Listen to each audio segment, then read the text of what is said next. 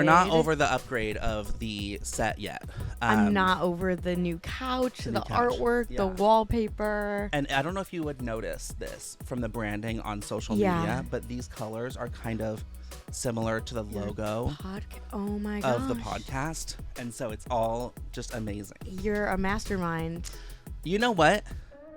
And I will accept that. You are. And I'm a mastermind. You are. I love it. Yeah. It's amazing. So have you been doing shows? Like, are you busy these days? So I feel like I've been less busy with live shows recently. Yes. I've been doing a lot more like, digital content. Digital shorts. Yes, digital shorts. Yeah. And my friend Katie Woodashek, we started a web series like in the fall, and we've sort of migrated to just do it. We have like a joint TikTok account, a joint Instagram account, and we did last month we did a duo character show with UCB's Characters Welcome, so that was really exciting and really fun.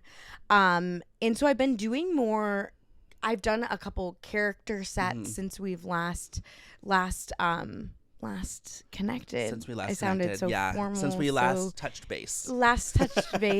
Well, you have been doing so many videos, and I love them. I have been on TikTok, like scrolling, and then I don't see people doing what you're doing a lot. Yeah. Like, I think that people, like, there's the classic, like, Broad City kind of, like, web shows that were kind of longer and kind of, like, more on YouTube and like that kind of stuff, but like I really haven't seen more of a web series type of show on TikTok as much as like some people do, like the characters, like that Sabrina girl. She's like girl who hates your best friend, like that kind of stuff. But you guys are doing like sketches and skits and stuff like that, and I like how essentially one of you will be in front of the camera, one will be behind the camera, and I think that's also original because a lot of people will do just like something where they set it up and they kind of go back and forth and both of you are on camera. Yeah, well, thank you. Thank you so much. We love it. It's Cat and Nat is our handle. Initially,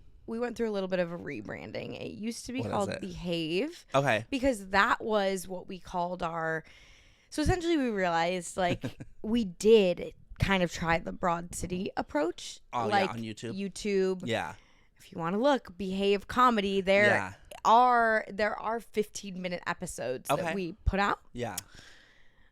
I think the only person to watch all 15 minutes was my mom. I was going to guess your mom. Yeah. Thank you, Mom. And YouTube is hard to get views. It's hard. Like, we love it. We're obsessed with what we did, but we're like, okay, maybe we shouldn't be putting in all this effort for just my mom to see a video. Views, yeah.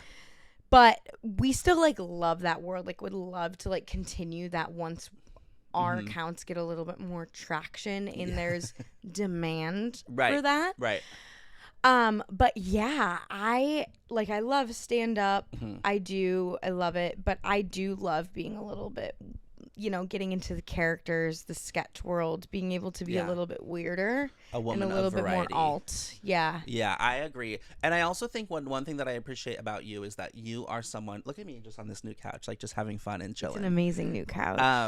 One thing that I enjoy about you is that you are approaching your comedy career as a stand-up, also doing stuff with, improv and characters, but you also do have an interest of like online success. Exactly. Which I have, now that I'm doing this podcast and I have many guests on, there's kind of like a scale of like, some people are like, I want to be a great stand-up comedian. Like I had Sunny on the other week and like, she was like, I just care about stand-up. I just want to do stand-up shows. Like I want to make a living doing stand-up shows. And I would say there are some people who come on and they're like, I want to be like an influencer. Like I want to be like a famous person who makes funny content on the internet. Yeah. I'm trying to do both. I feel like you're trying to do both. Yeah. I don't know if I like I definitely feel like, because I would love to make the transition to like acting, being in the sitcom universe, like and I kind of feel like I will do any and everything to kind of I'm not like, I want to do this one thing. Yeah. And I totally just want to do this one thing. I think we're kind of similar in the fact that we'll try it all and like kind of see what sticks. I know, like for me, the podcast is feeling like it's sticking a little bit. Like I'm enjoying, because I have always, and ever since I was like 15, loved YouTube, and now it's evolved so much. Like I feel like back in the day I was watching a lot of like sit and talk like vlogs and like let's go to Target and dance and like, you know, like that kind of stuff. Now my YouTube experience is heavily podcasts. I watch a 100%. Lot of podcasts. I'm always watching Just Trish. Yep.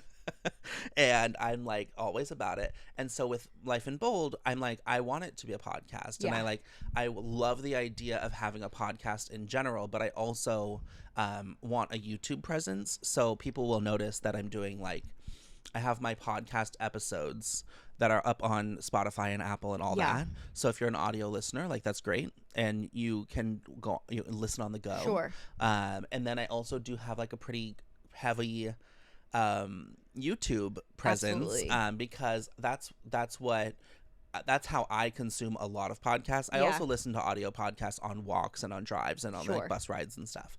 But like you'll notice that I've been starting to do like, I have the episode and then I have like the after party, the Life in Bold after party. That's like exclusively on YouTube.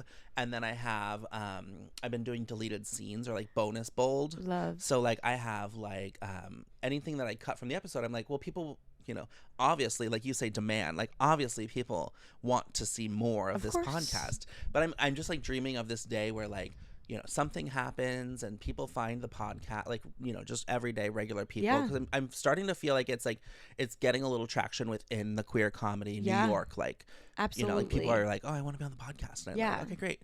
And like, I feel like I will have a day where people will discover it and they'll be like, oh, wow, like there's a lot to go through here. And I love that. So what's your experience in general over your let's say the last 10 years of like, wait, how old are you? 24?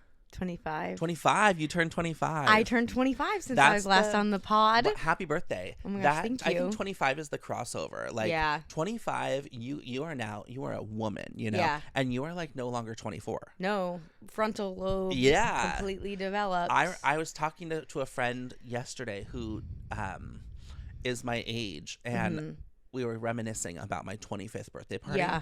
Because I threw myself like a banger of a party at a bar here in New York. Which bar?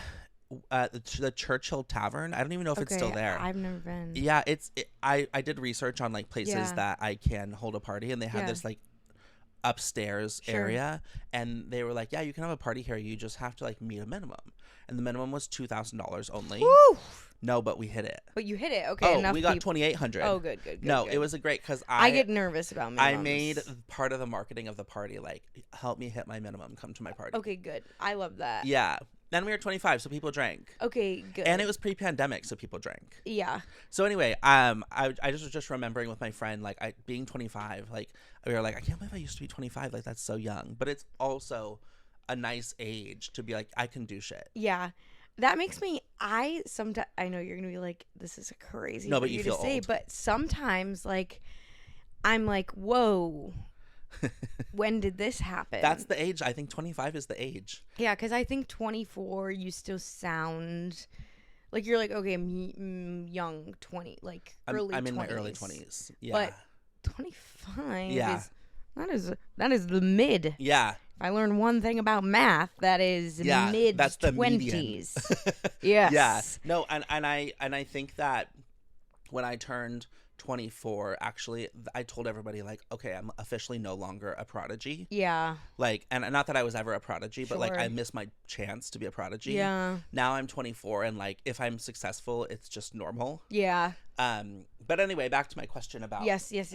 audiences. What is your experience with audiences and numbers and like getting people to watch things? Like, I feel like as someone who's focused on like online stuff, the data is just so available. Oh, I know. It's do you feel like with this new project? Do you feel like with this new project you've been watching that and like trying to get followers and stuff like that? Yeah, definitely. I think since we've kind of pivoted, and we really pivoted, like actually like changed our handle. Yeah. Because we realized like, okay, we need people to know our names. Like, yeah. Because initially when it was Behave, which we're actually also writing a pilot right now too. For TV? Yes. Yeah. So we're like, okay, that is what that world is, but we need to like get people interested in us and give them maybe less like, because we have like a whole like pilot sort of idea cooking, you know? Yeah.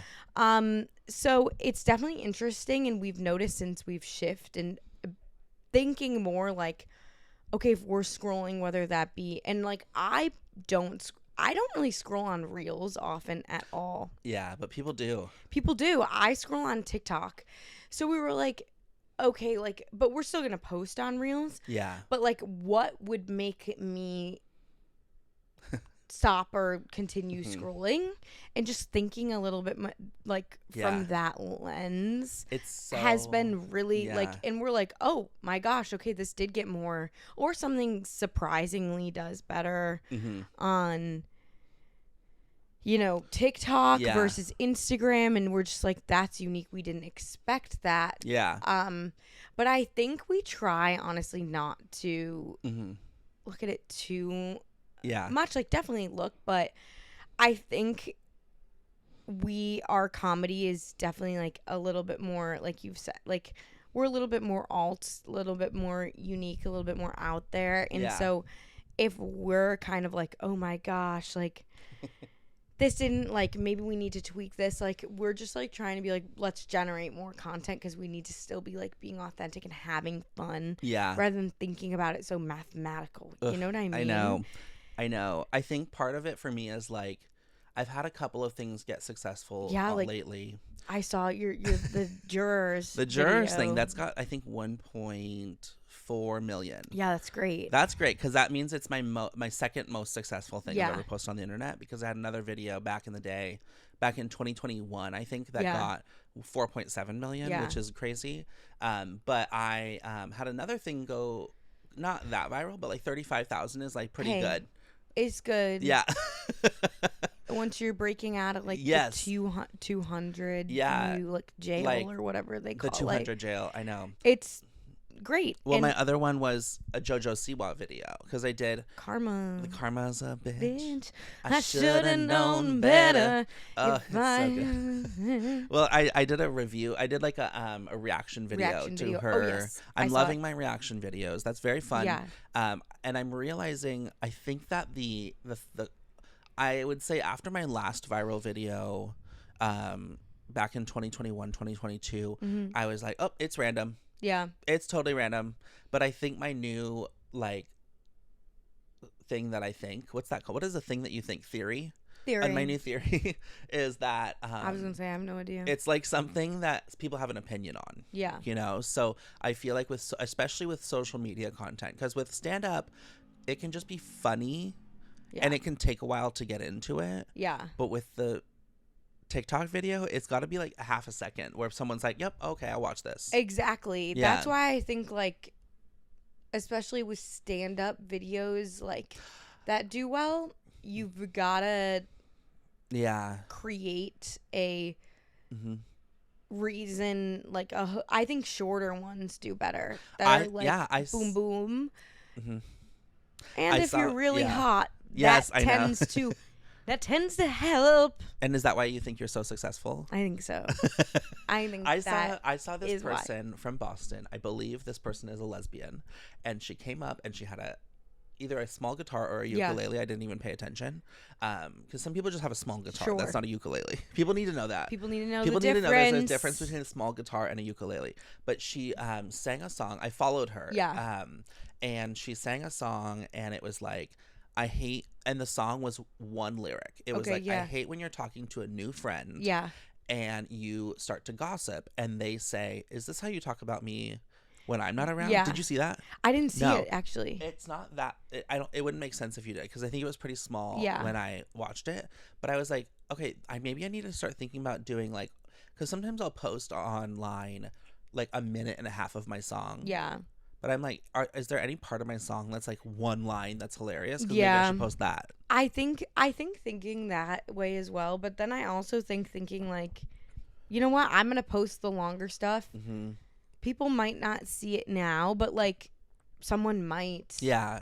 Someone might. And the other thing about the TikTok stuff is like, it can be long. It just has to be good for the whole time that it's long. Exactly. Because somebody, like, I remember my friend sent me a podcast clip. Yeah. And it was something controversial. I can't remember what it was about, but it was like a 7-minute clip. Sure.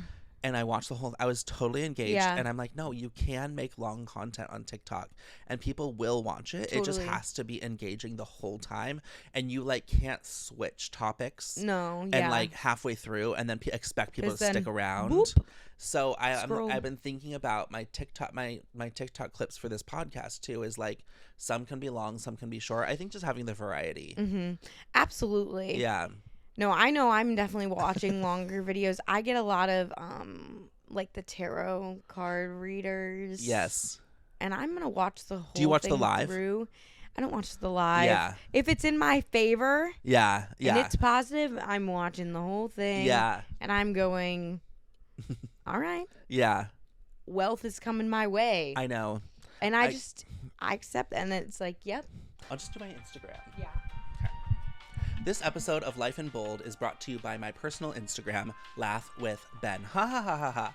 Laugh with Ben is a magical place on the internet on Instagram and TikTok where you can find videos of my live performances, sketches that I do right here in this apartment, and also clips from this podcast, Life in Bold. So if you're bored and you're looking for something to do or some reason to laugh, make sure you go to Instagram.com/laughwithben.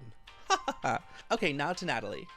Should I say like this episode is brought to you by? Yeah. Like, okay. You should do your channel. Yeah. Okay, amazing. This episode of Life in Bold is brought to you by It's Cat and Nat. That is my joint Instagram account with one of my best friends and comedian, Katie Woodashek. You can find us on both TikTok and Instagram. If you want to join us for some weird characters, you know, some alt comedy and some wacky laughs, come on down. I don't believe in a lot. I'm not a religious man. I'm not a religious woman. woman. Into necessarily astrology stuff. I would say I'm very spiritual though. Yeah. Okay. Almost to the point where like I have a couple friends who are pretty religious. Yeah. And they'll be like, what you're saying right now sounds almost. Yes. But it's like I definitely believe in a higher guiding, you know. You also believe in Beyonce? And I of course believe That's in Beyonce you're talking about. Of course.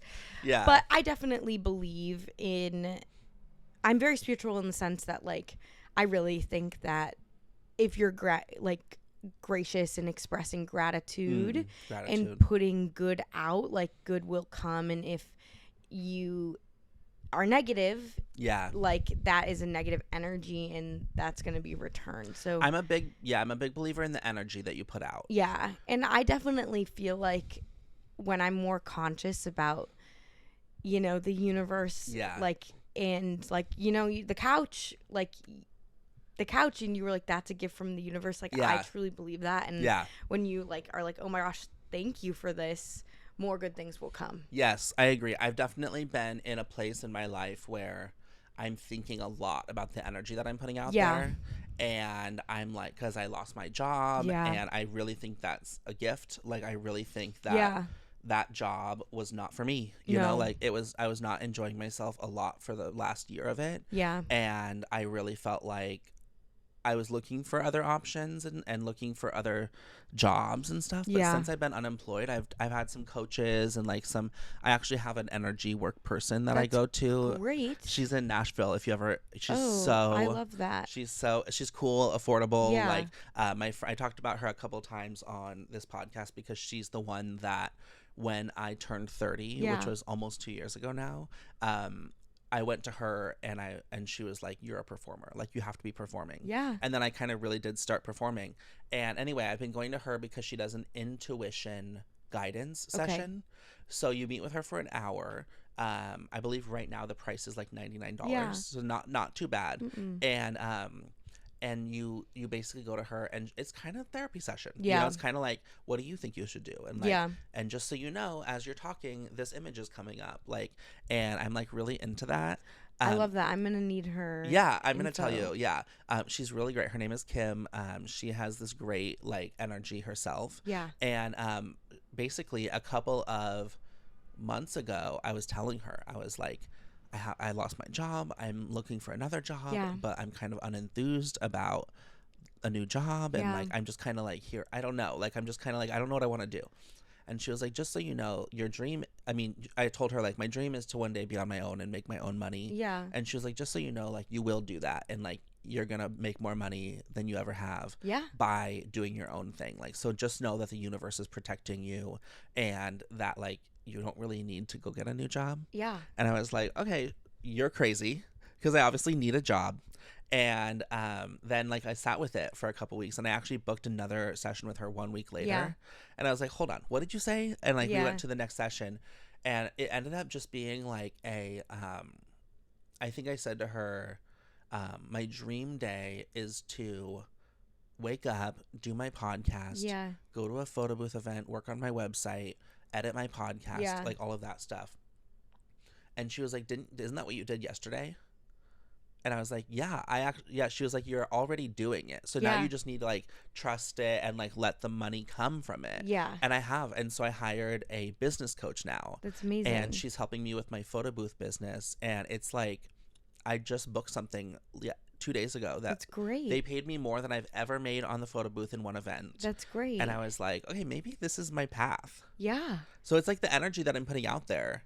Absolutely. And everything that you just said is like, very much so like what I try to embody, and starting to like it sounds like she says like, you know, like live in the life that you want to live, and just be like the logical brain is like, this doesn't make any sense, but the more that you like really truly believe that you're already there, like I really think that energy like brings in more opportunities. I think so. Basically, as I've been doing this, basically the last month, I would say I've kind of committed to being like, I'm gonna try to make money on my own.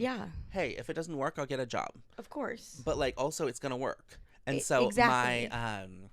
my term has been that I'm working on radically believing in myself. Because you know, Lady Gaga has the term radical acceptance. And she talks about her chronic pain, and she's like, I have to radically accept that I have this pain. And it's always stuck with me. And I was like, the radical part is like, it means that even if someone thinks you're crazy, this is still what you think. And so for me to radically believe in myself means that if my dad was like, you're fucking crazy, you're not going to make money on a photo booth. Because I trust my dad a lot. I have to be like, no, I am. You know what I mean? Totally. And so I've just really like started to feel that way, that like I have to radically believe. I have to radically be like, no, it's going to work. And then that's the only way it will work. 100%. Do you feel like you believe in yourself like that with the comedy stuff? Oh, like, yeah. Are you going after it with that mentality? Oh, 100%. Yeah. I like it kind of sounds well, you know. Like, but I really like try to which is hard. Like, I think that's probably the toughest thing that I've had to, and I would say I'm still trying to like remove the resistance of like doubt, you know, and self-doubt. But I really, even if it's like I have to wake up in the morning and like say I trust myself and like I like already have X, Y, and Z. And try and like get myself in that mentality. I really think that has really like honestly opened doors for like in things for me that I didn't expect. And it definitely, you know, we're both doing something it's hard, you know, it's hard. And, but I definitely try, and I like say delusional self-doubt, but like almost to the point where I don't believe it's delusional. Like, you know Ross Matthews? Yeah. He has a book called Man Up. Okay. And it's way back. It's from before he was on Drag Race. He was on like Chelsea Lately. Okay. And I think he had his own, I mean, I know he had his own show, but I don't know if he had it before he wrote this book. Sure. But he like had his career was like, it was like enough where he could write a book and like it was a bestseller and everything like that. But he has a book called Man Up, Tales of My Delusional Self-Confidence. I love that. And I've always been a big like Ross Matthews fan, like since I was a teenager. And I've always stuck on to that word delusional because it's like, it's again, like you have to be delusional, meaning if I have this podcast and I send this to somebody and they're like, Ben, you're delusional. Yeah. That's what you need. Yep. In order to be, and not only just in comedy and entertainment and whatever, but like the people who are CEOs are delusional. Oh, yes. You know what I mean? Like even in like a regular workaday world, like you still have to be delusional to be like, I'm going to like give up all of this stuff to be a CEO. Yeah. And like start this company that might not work. Yeah. And I have no idea if it will work. Yeah. But I'm going to put a boatload of money, time, resources into this thing. And I think maybe that's more like, I don't want to say like societally acceptable, but like. Oh, for business? Yeah, but like you're right. Like that is a very similar. Yeah. To be the most powerful people are delusional. Absolutely. Like, to be like, I'm the one who should be running this country. Totally. Like Barack Obama is delusional. Delulu. That's our Delulu king. Yeah, that's a great point. And it's like, okay. Yeah. So why can't I do that? Yeah. Like the people, I think you actually have to think that big. You do. You have to think that big to be like, I'm going to be Lady Gaga. I'm going to be Oprah. Yeah. You know, like I think that it's like, oh my God, I'm just having a flash forward moment of us posting this clip on TikTok and some person being like us sounding like alpha males or something like that. You know what I mean? Yeah. Like, hey, not in a bad way because we're being real, we're being but like, real. Yeah, kind of giving advice like you have to say no to women and like, you know what I mean? Like, it's just kind of funny. I just had a flash forward of someone stitching this of us being like, to be Oprah, you have to be delusional, but it's true. But it's true. It's true. It's a little bit. It's true. Did you feel like has this been a journey for you or have you always been this way? Oh, I would say, okay. I think about this a lot. Okay. Well, because when I went to college, I wanted to be a lawyer. Like I remember this. I like completely switched gears, and that's delusional. That's delusional. But it wasn't gonna make me. So I did like theater starting in like 3rd, 4th grade, and I wanted to act in like be on stage so badly as a kid. Yeah. I remember like going on like road trips and stuff. I'd like be listening to music. This is crazy. Yeah. I remember in 5th grade, as I told my parents, like, I really want to act. And like, I was in Michigan. So it's like, that's not like a, hub. Right. But I actually completely forgot about this. I had like a smaller agent in Michigan for like a year and nothing really huge came of it. But, I remember like when my mom was like, okay, yeah, sweetie, we'll like reach out and like, we'll try and get you an agent. I remember like being in the car and was like, I've got to go to school on Monday and I got to sit my friends down and say, so this is it. Like, I am going to be famous. Yeah. And I might not be at school. God. Like, this might be the end of our friend. We'll always be friends. Yeah. Oh, my gosh. Spoiler alert. I did not move. I was like, I'm going to LA. Yeah. None of that happened. Montana. I really thought that. Yeah. I worshipped Miley Cyrus as a child. Mm-hmm. And I was like, oh my gosh, this is going to be me. But I like feel like I've reacted my point going forward. I think that in high school, I don't know, like I still did the musicals and stuff. And I like was like, oh, I will get like a lead part kind of thing. Yeah. And like did. But it was like, I didn't think that it was realistic anymore. I kind of was like, this is just not, like I can't do that even if I want to. Yeah. It's just not realistic. Mm-hmm. And so I think I've really reactivated like my inner child, you know, and I'm like realigning with that dream and that passion that I've had since I was little. And like, I think I did have that sort of delusional confidence when I was young and lost it. But, you know, it doesn't matter. You rekindle it. And maybe like, I don't believe that I was meant to at that, you know, age. Yeah. Start that. And like, I think there's a reason that I didn't. But yeah. What do you think was going on in your life when you started to feel like you needed to be more realistic? I just don't think I was really surrounded by anybody who really wanted to like act or like I'll take it back. Like, well, okay. I was in choir in high school and I wasn't a really good singer. Okay. I'm not a good singer. I remember we talked about this last time. I can't sing. Yeah. But I could act quite well. Yeah. But there wasn't really like a market. Like at my high school it was very much the musical was it. Like, you know? Right. And I didn't know about comedy, honestly. I did really well if there was a role in like a play or musical, if it was funny. Yeah. In any sense, I was like I loved it. Mm-hmm.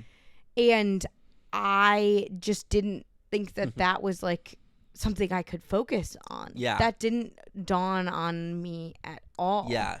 And I just don't think I like had exposure. And I was really good at school. And I think when I wanted to go to law school, I wanted to do like civil rights or like, you know, meaningful stuff. Yeah. And I like really was inspired. Like, and I think I did enjoy that, like, you know, those passions that I had, but I don't think I would have been happy. You know what I mean? No, yeah. And I honestly think there was I'm really relating to this because I remember when I was in like 4th and 5th grade. Yeah. I was like, why would you ever want to be even alive if you're not like doing entertainment? Yeah. Like I remember having the thought like it is this or bust. Like I am going to be singing on stages or bust. And then around junior high, I don't know, junior high is hard. Yeah. And it's hard for everybody. And it's also hard for queer people. Yeah. And people who don't know they're queer yet. Yeah, or people which who that just was kind of like me. Yeah. And like I remember people would be calling me gay. People would be calling me like, I don't know, just other things like, oh, you have a girl voice or like whatever. And I think that's when I started to tone it down a little bit and be like, oh, like maybe I'm not so amazing. Yeah. Like maybe who wants to hear this girl voice on stage? Which like is so. But at the same time, I was really inspired by like bands and like, you know, Green Day. I was really into Green Day and like that in that time of my junior high. Sure. And I started to learn to play the guitar and I was playing the guitar. So I still had like a level of like, I want to know how to play the guitar. Yeah. I want to be able to do this and that. And I remember being like, still kind of like, I want to be an entertainer. Like I want to be a rock star.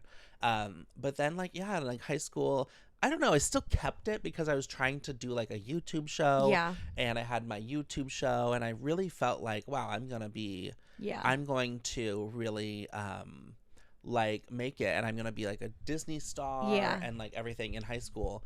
And that was the time where there was all these YouTube kids. Yeah. Like, and I remember there was like this almost, I don't know if it was Nickelodeon or something, but they did someone did a news story on this guy, Super Mac 18. Do you remember him? Mm-mm. Maybe you're a little too young for him, but I think he ultimately was a little younger than me, like a couple of years, but he would make these crazy videos. Yeah. And it's just in his backyard and like he would have wigs on and like all this stuff. And he wasn't either out. I don't think he was like out as gay. I think he was just a fun, cool, quirky kid. And I remember thinking like, wow, this kid is literally, he'll live in the dream. Yeah. And he had a website. I remember he would go on supermac18.com and he has since like left the public eye. Sure. Like he's not even on LinkedIn or anything. Okay. But he had this website where you go on and it's his latest video on an iMac. Yeah. Remember you could make a little image of a computer and then put the video on the computer. Yes. He had that. And then he had underneath like, get a signed headshot. and you could buy a signed headshot for $10. Yeah, that's crazy. And I was like, this is genius. Yeah. Like, this is the way I want to be living my life. Yeah. Anyway, I thought, like, he was so cool. Yeah. And, like, so interesting. And I really felt like I wanted to do that. Yeah. And then I think in college, I started to be more business oriented. Yeah. Where, like, I felt like I wanted to be more, like, Mark Zuckerberg. Yeah. And, like, start something huge. Sure. So, like, I had, you know, businesses and things that I was working on. But then I think when I graduated college and I hadn't become, like, a cool YouTuber or, like, a famous entrepreneur, I was like, I have failed. Like, similar to your conversation about 25, I was like, I am no longer, like, young and beautiful. Yeah. You know, like, I thought, like, wow, I have to go make it in the real world. So then for all of my 20s, I kind of just was like, I'm going to be, you know, working and doing these stuff as a side hustle, or the stuff as like an, you know, something I enjoy. And for my whole 20s, I only ever wrote like 2 or 3 songs. Yeah. Then I turned 30 and I started working on this energy stuff, and I've written 60 songs since then, which and is like crazy. I have gone on stage. I have had my headlining show at Stonewall, like, and I'm just like, wow, I wish I could kind of change the world to make it so that these queer talented kids would not have to feel like they need to be more realistic. I totally could not agree with, like, could not agree more. Totally could not agree. I could not agree more. I think about that and I'm like, what if because I have a lot of friends who grew up in LA. Oh yeah. And I'll get kind of jealous, like, of them being like, there was just more accessible opportunities around. And I don't know, but it's unique because my, like, if I had said I want to go like to like study theater or something like that, my parents would have definitely been like, absolutely. They would have been like super supportive. And in college, because it's interesting, because at Michigan, like, our school of music, theater, and dance is like top notch. It's a great school. But it's very separated from, like, I was in like LSA, which was literature, science, and the arts, something like that. Yeah. But it's very separate. But I remember I took an acting for non-majors class. It started January 2020. So like when everything shut down, like, we finished it online. But I just remember being like, this is the happiest I've been in so long. Yeah. Right. And we did a monologue, and I did like, they were like, you can pick a movie or whatever. Yeah. And I think I did like a scene from like Melissa McCarthy, like Megan in Bridesmaids. Yes. And I was like, I really, really miss this. And I was so like, I was not in a good mental space like that entire year. Wow. But I don't know. It didn't occur to me like maybe I should switch gears. It didn't until I moved here. Yeah. And was like, why would I not be doing what I really, really want to be doing? Yeah. But I do wish, and I don't even know. I feel like for me, a lot of it was kind of internal. Like, I think I was like, I shouldn't be like, I need to be more realistic. Yeah. Because I do know like there survival. There were some kids who like were in my choir class and stuff who I know like didn't want to go the corporate route. And like, I'm actually still good friends with one of my best friends. Her name's Edie. She is corporate girly. She works in consulting, but we did community theater together. She's one of my longest friends. We met in 4th grade. Shout out to the Marquee Theater. It's closed, but like it doesn't exist anymore. But we we did several shows and like camps and stuff together. And she was my freshman year roommate in college as well. Yeah. And she she's a huge theater person. But she worked on like the marketing team for one of our like theater run like student orgs, and I did it for a little bit. And I remember I was like, should I audition? Like, I almost auditioned for like one of their plays, but it was very much so like kids who were in like the School of Music, Theater, and Dance like got in. But again, it was like I really like funny things. And it's just like I didn't really discover that pocket of interest until like moving here, honestly. I know. Isn't that crazy? Like, I feel like I liked comedy. Yeah. But there's not a lot out there. First of all, there's not a lot out there for kids to know what kind of jobs or ways you can make a living at all. No. Because everybody wants to be a marine biologist, a firefighter, you know. Like, there's no kid that's like, I want to be an HR coordinator. No. You know, like, people don't know that jobs exist like that. But then when it comes to entertainment, like, I guess you also think you have to be like the most famous person ever, or you can't do it. Right. And you can make a living as a comedian or as an actor or whatever, you know, musician. You can make a living where you make $80,000 a year. Right. And you're fine. Yeah. You know, that's not out of the question. No. But people see celebrities and they're like, oh, I have to be Melissa McCarthy or else I can't be an actor. Exactly. And I think also there's a lot of focus on finding success young. Yeah. Because as a kid, we idolize these teen stars like Miley Cyrus. Yeah. And we're like, oh, if I'm not Hannah Montana at 12 years old, right, I am not going to be successful. Exactly. But then I've found so many people lately, especially on TikTok, who are in their 50s, 60s, 70s, and they've been making like art for their whole lives, and they finally just found an audience, and all of a sudden now people are like interested in their stuff. Totally. But they made a whole life, you know, maybe it wasn't that lucrative, but they made a whole life from ages 20 to 50 as like a photographer, as an artist, as a singer. And now they have the foundational skills where they can go on tour and people will come see them. Right. And I'm really inspired by those people more than the people who just kind of had everything happen right away. Totally. Like Miley Cyrus is an absolutely amazing talent. Yeah. I'm still obsessed with her. But like I'm also obsessed with people like Melissa McCarthy who literally found success later, and she was like about to give up at 30 years old, I think. Yeah. And like, you know, 25, you're 25. Yeah. Like Melissa McCarthy had 5 years before she was going to give up. Yeah. And then find her job, which she's not even famous for anymore. Yeah. Like on Gilmore Girls. Yep. Like now she's famous from stuff she was doing when she was more like 40. Yeah. You know, and like it's just really interesting to think about careers that way because, and it's funny because my friend Seann Cantatore, do you know her? Yeah. She had this really funny, just improvised joke. Yeah. At one of her shows at the Pit, where she said something like, I hate when people say, oh, Oprah didn't find her start till she was 30. You know, Melissa McCarthy didn't find her start until this or that. Yeah. And she goes, okay, sucks for them. I want success now. I literally almost just spit out my words. She's like, sucks for them. But I don't know. It's really true that like you can find success and like meaningful connection to your art like at any point in your life. Absolutely. And so, but you also do have to find yourself in that journey where you're starting to feel that delusion. You're starting to feel like, oh, I have to make it like work or else like I am not going to be happy. Yeah.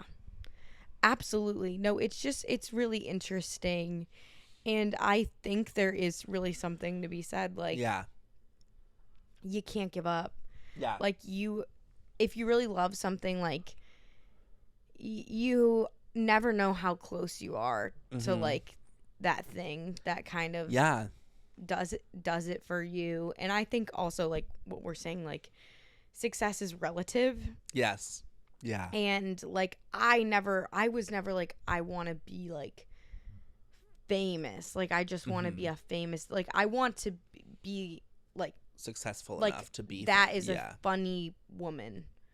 And like I think that's a talented funny woman in whatever way that sort of shows up. It's not like I want to be like and no shame to the influencers who are like they're famous for like kind of just being a famous and I don't want to like minimize any because that's like a lot of work and like most have a niche, you know. But that's not really what I like. And I also feel like that's kind of like with social media, like a means to like get kind of a audience who's like interested, you know what I mean? I definitely don't connect with the word influencer for myself.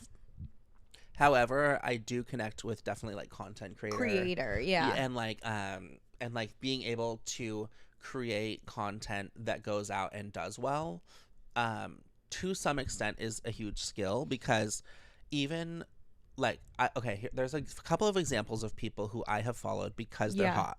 Yeah. And if they don't have the drive of creating content, like they're not going to do anything. Like, right. And they're going to be successful because they have great like looks and stuff. Right. But like there's this one guy, I can't remember his name, but he's like, at one point I followed him because he made what I felt like was a funny video, but he was also hot. Yep. And I followed him, and then like, I don't know, he just kind of didn't really make a lot of content. Yeah. And like when he did, I think what he really wants to be is like a poet or like maybe a pianist or something. Sure. But I don't think he wants to be like making content online. Yeah. But some people, because they are hot and because people are drawn to their videos, I think they feel like they have to. Yeah. They're like, oh, everybody wants to hear from me, so I guess I'll make this content. Right. And when that's your motivation, it is not going to be good content. Right. And like, I feel like this guy literally made a Patreon or something at one point. And he made a Patreon, and like, because I should monetize this. Yeah. But the Patreon is going to suck.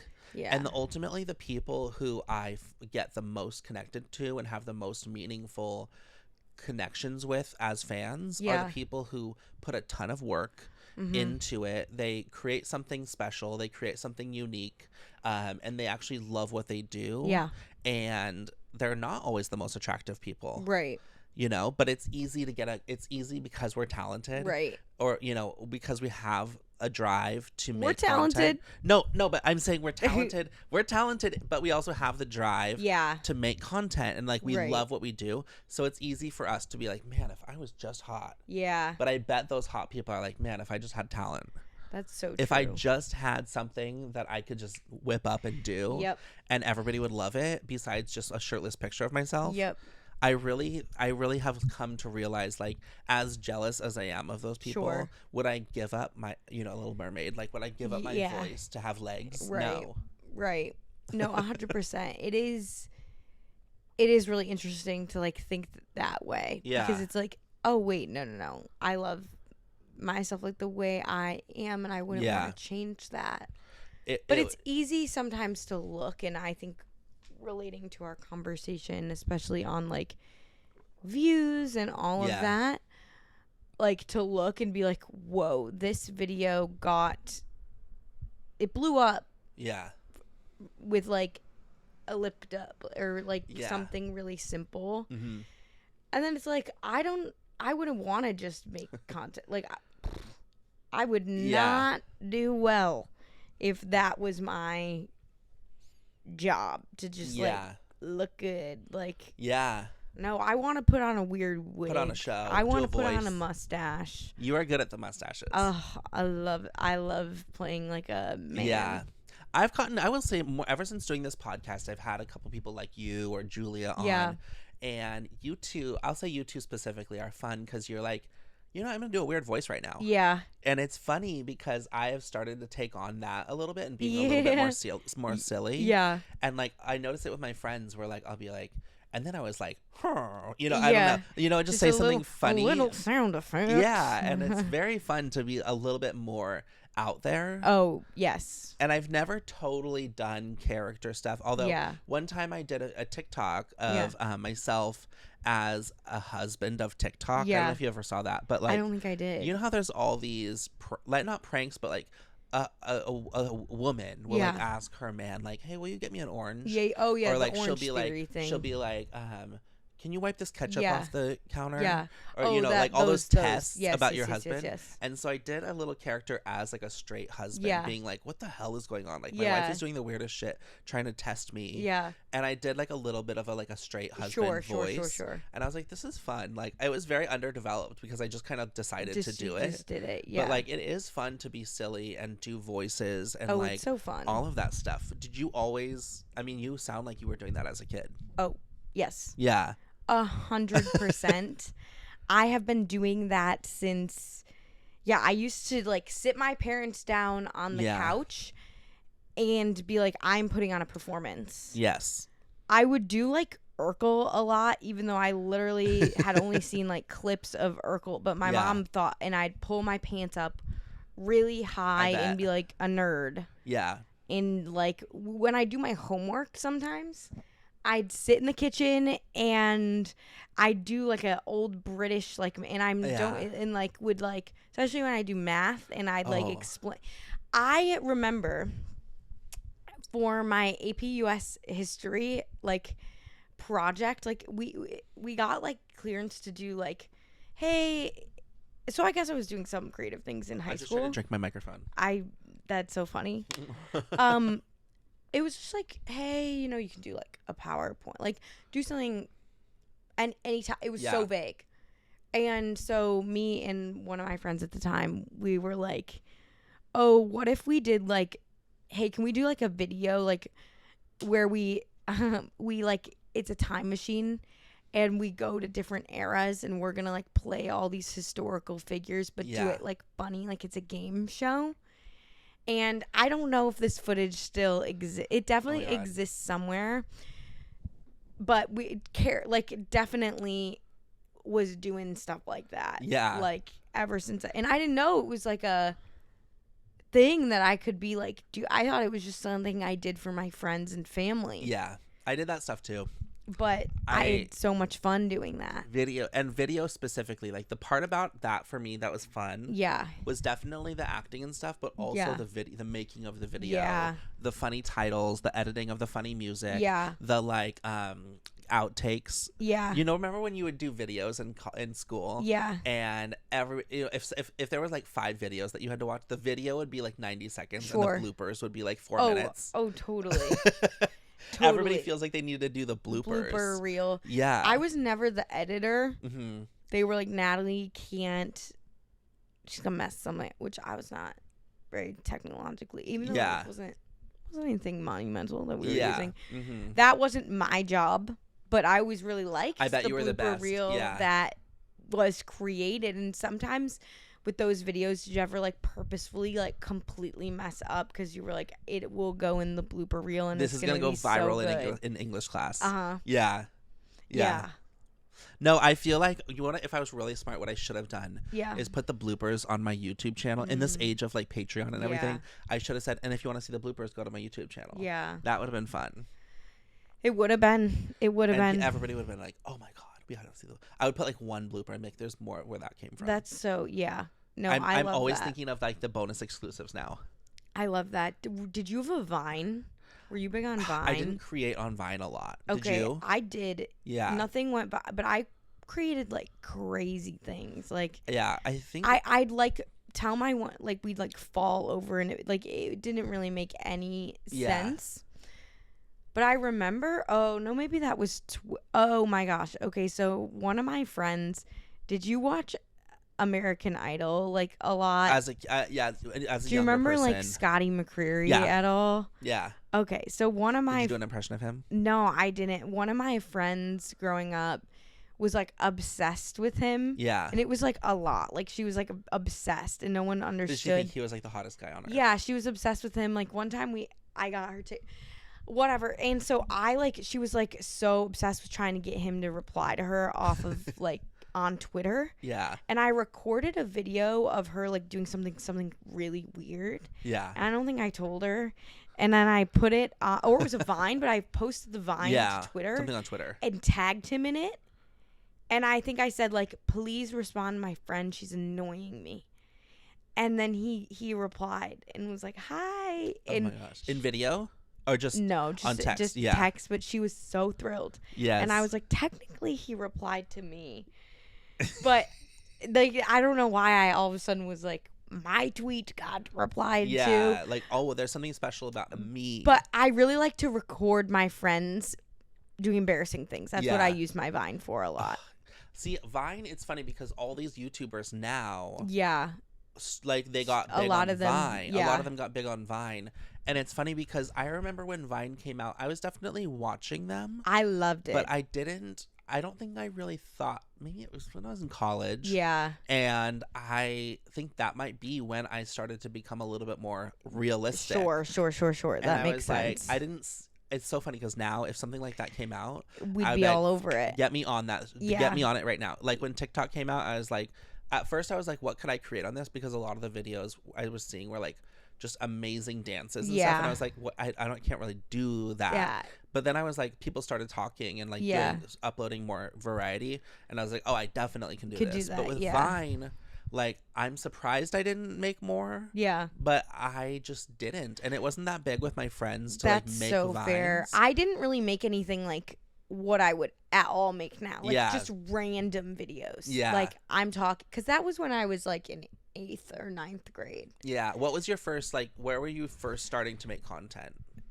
I like really didn't TikTok. Okay. I made some stuff in college, but not a lot at all. Like I wouldn't do anything bold. Like maybe I'd do some like trending audio sounds and I'd be like, this is kind of funny. Yeah. And so that is where I definitely, and I made like a few things during like 2020, like, but nothing like 2020 well thought out. Yeah, like, but like a few things of like my brother, like a funny video, but it wasn't like I wasn't really putting myself out there, so like in a really easy way. Is actually kind of new for you, like a little bit new. Yeah. Besides like stuff you were doing in high school. Oh yeah, no, I didn't really like make any videos or anything like that at all in like, because it wouldn't have been until my senior year of college. I didn't do anything like that. Like I didn't have a YouTube or because when I was in high school, I was like making videos all the time. Yeah. One of my friends went very nicely was like, you know, you were ahead of your time. Yeah. Because it was like 2008. Yeah, no, that's amazing. And I was making like YouTube videos. That's amazing. Like almost like three to 4 times a week. Are all of those videos still up? Some of them are. Okay. Yeah, you should go look because there's some good ones, but I didn't leave. Basically, one time I was at work when I was like 23 and this girl came up to me and she was like, so I found your YouTube page. Yeah. And this is also back then I was like, this YouTube page is great. What are you talking about? Yeah. But she was like, just like, I don't know how she said it, but like the way I took it was she was like, just so you know, like some of those videos are very embarrassing. That's not what she said. That's not what she said, but that's how I remember hearing it and being like, oh, maybe I should just go do a little audit and see like what I'm still standing by. Yeah. And so I did go on the page. Actually, for a long time, I couldn't remember the password. And so they were just holding me hostage and I was just like there on YouTube. But the channel is just Ben J. Hawes. Okay. Did I ever tell you the name of my YouTube channel? I think you did, but I totally don't remember. Yeah. So I called it BJ in the Morning. Yep, I remember. Yeah. And it was very funny just because like there's so much to that name, but it became like it was a little bit popular like within my high school. It never got that far outside of my high school, but like people were like come up to me like sing my theme song, which was like BJ in the Morning. Yeah, I love that. And it was very fun. I had t-shirts that I sold and stuff like that. That's so, like, called famous. Yeah, in high I know. School. That is called royalty in high school. I remember this is a good time to talk about t-shirts for life and bold because I think this episode will be out around the time, maybe it is, maybe it won't be, and then we can kind of wrap up. But like I remember the first time I realized like I want merch because all these YouTubers were like, buy my merch, buy my merch. And I actually at 17 years old like did research, found like a vendor that could do like 24 t-shirts or like 50 t-shirts or whatever. And I actually got on a phone call with this company and I was like, hey, like, how do you work? Like, how many shirts do I need? And then I did pre-orders. Oh my gosh. And so I actually texted my friends. Official. It's so I'm just like so proud of myself because I'm still learning how to do this, but I knew how to do it when I was 17. And you were just like, I'm gonna do it. And so I basically texted my friends, hey, I'm gonna have shirts for BJ in the Morning. I designed it myself on Photoshop and I had just my logo. It was just the logo BJ in the Morning. And I said, texted all my friends like one by one and I said, I'm doing shirts, would you be interested? And a lot of them, I was like, they're $20, like, would you be interested? And a lot of them said yes. And so amazing. I said, okay, bring me $20 because this is before Venmo, this is before anything. Bring me $20 to school. And I had like a folder and I put on the front of the folder the list of people that wanted to buy a shirt, and I was checking them off as they paid. That's amazing. And then I brought the money home. I took it to the credit union that my dad worked at Chevron, and there was the Chevron credit union. I took it, deposited the money, ordered the shirts. Like 2 weeks later, I got the shirts. I delivered them in school, and I made like $250. That's amazing. Like just on the profit of the shirts, just because I just did it all myself and stuff. I love that. So now I would have been like, I'm rich. Literally, because now it's funny because I'm doing t-shirts for Life in Bold, and I'm very excited about the t-shirts, and my friend Marno is designing the art, so it's going to be like all colorful and rainbow, and I'm really excited about it. But it's funny because I'm like, I'm gonna do t-shirts, and I'm like relearning in this day and age of like how to do a merch drop and whatever, and I don't want to mail them because that's just a lot of labor for me. But there's this website, and they do merch drops. And so it's called like You Merch or something like that. Okay, nice. And basically you put the design together. I had a 45-minute call again with this guy from this company, and basically I can put it online, do a sale for like a week, and have the shirts available, and then people can buy them, and then they can put their size and whatever. That's amazing. And then they will mail them out. Oh, that's so. If you ever need to do merch, these people are great. Okay, good to know. Yeah, because you probably do need to do merch. Yeah, I do need to do merch. Yeah. Anyway, we should move on to our after party. Yeah. I'm so excited for the after party. Okay, so where can people find you? How can they support you? Yes. Okay. So my Instagram handle is at Natalie Fill, FILL_. And me and my friend Katie, who we collab together. I'm gonna like actually look at it so I don't tell you the wrong. Look it up. The wrong handle, because we just switched it, and that would be like tragic. Because you're gonna get like, so many followers. So many followers. Like, everybody's out there being like, "Oh my god, I must follow." Yeah. So it's _cat with a K _ and _nat _. It's cat and nat. Yeah. And I think it's the same on TikTok. Yeah. That's good for branding. So those are the primary areas where come check me out. I have a YouTube as well, but I'm not as active there. Yeah. So but it's one TikTok day. TikTok and Instagram. Yeah. Are the big ones. And you can follow Life in Bold. Yes, you must have to. It's a requirement. Yeah. It's on Instagram and TikTok as Life in Bold Pod. It's on YouTube also as Life in Bold Pod. And then newly, there's actually a website called lifeinboldpod.com. Oh my gosh, I did not know this. I'll show you it after because it's a freaking amazing website. I love. And it's also how you can share the podcast. So if you want to let anybody know about the podcast, you can say, hey, just go to lifeinboldpod.com. Amazing. And I'm on such a nice ring. Yeah, right. .com. I love .com. Do you like? I feel like it's so reminiscent of like back in the day. Yeah. Of being like Expedia. .com. What's the one that was like .com? I don't remember. It's not coming to me. Yeah. I know what you're talking about. Maybe it's Expedia, but I don't think it is. I don't think it's Expedia. But let's just say it's Expedia. It's Expedia. .com. Yeah. I don't know what it was, but if you know, comment. Okay. And you can follow me on Instagram, TikTok, all over the internet at Laugh with Ben. And I'm also have a website, laughwithben.com. Yay. Anyway, I hope you have a great day, an even better week. And don't forget to live your life in bold. Woo!